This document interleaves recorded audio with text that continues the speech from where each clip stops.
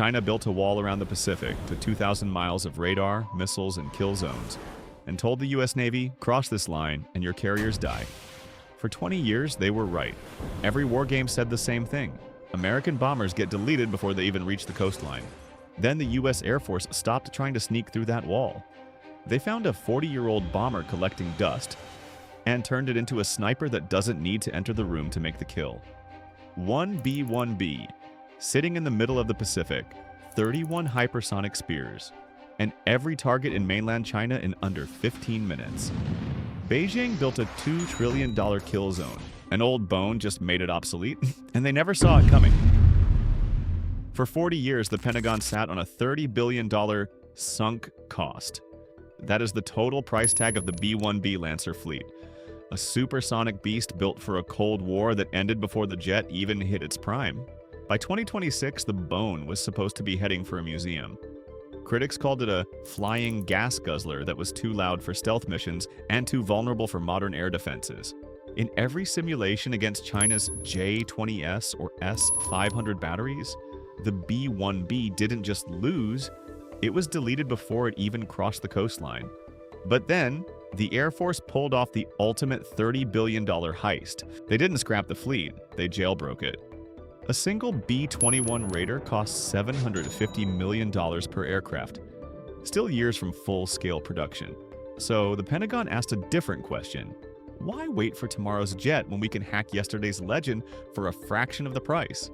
In 2025, the U.S. awarded Boeing a $78.7 million contract for the load-adaptable modular pylon. For the price of just 1/10 of a single B-21, the Navy and Air Force just unlocked the B-1B's true potential. By reactivating the Lancer's long-dormant external hardpoints, they didn't just update a bomber, they created a monster. Each of these new LAM pylons can carry a 5,000-pound payload, allowing the bone to carry up to 31 hypersonic missiles simultaneously. To put that in perspective, one 40-year-old bomber now carries more high-speed firepower than an entire wing of F-35s combined. It's the definition of defensive bankruptcy. China spent trillions on quantum radar and stealth-detecting sensors designed to find a door kicker like the B-21. They prepared for a fight in their own backyard. They did not prepare for a sniper to take a headshot from the next time zone.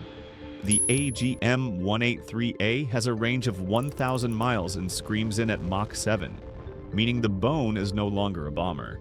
It's a floating magazine that doesn't even have to show up to the fight to win it. But here's what actually keeps Beijing up at night.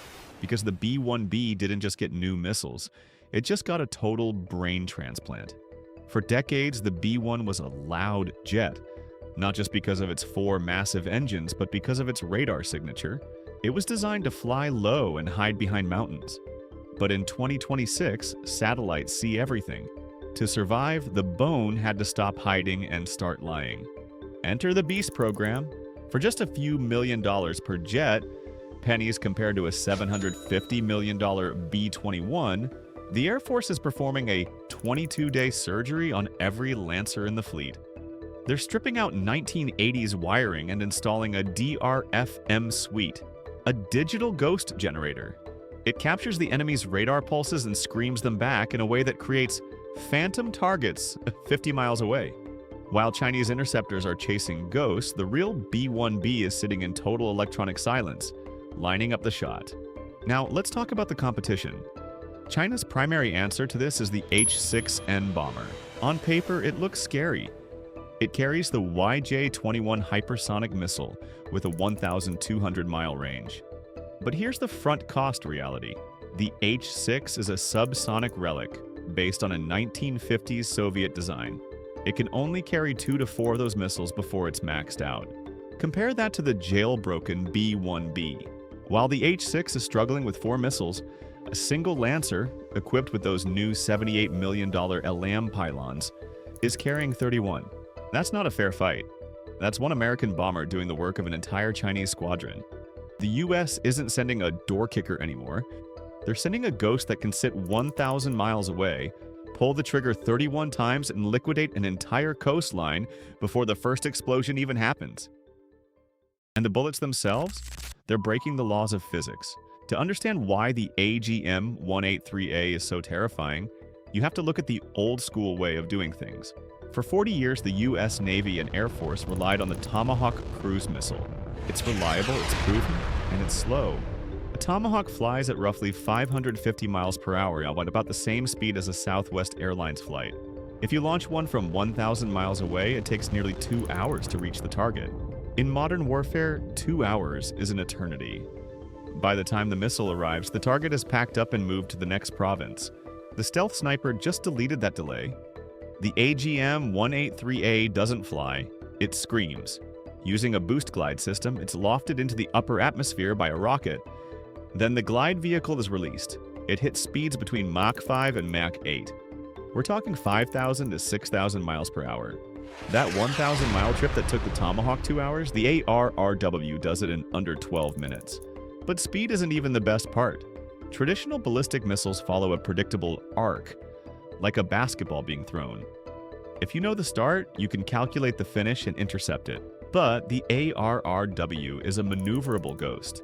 It glides along a flatter trajectory and can execute abrupt, high-G maneuvers mid-flight. It's essentially a 5,000-mile-per-hour fighter jet with no pilot, shifting its path so fast that current air defense computers literally cannot calculate a kill point. The front cost logic?